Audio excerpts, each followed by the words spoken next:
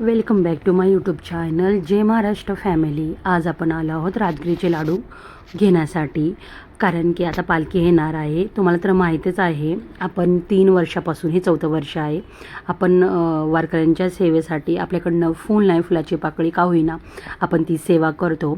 आणि जेव्हापासून आराधना झाली आहे तेव्हापासून तर करतो, कारण की तिलासुद्धा या सगळ्या गोष्टी कळाव्या आहेत. तिलासुद्धा लहानपणापासून ह्या सवयी लागाव्यात, की म्हणजे पालखी म्हणजे खूप मोठा एक सणच म्हणा.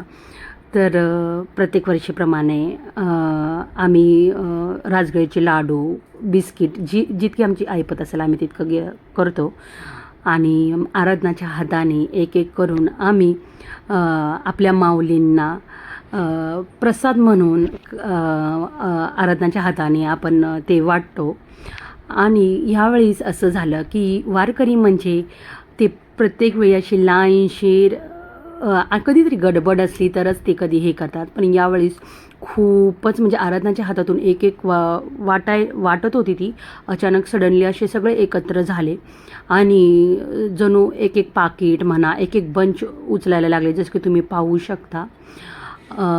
त्यात आराधनाला मी मागं घेतलं, कारण की कसं की म्हणजे कुणाला भानच नाही की असं लाईनशीर कारण वारकरी आपले इतके म्हणजे प्रत्येक वेळी मी हे जे वाटप करते कधीच असं होत नाही. पण ह्या इतक्या साऱ्या वारकऱ्यामध्ये काही जे काही गोळाकारी होते ते सुद्धा होते, हे मी अनुभवलं आहे.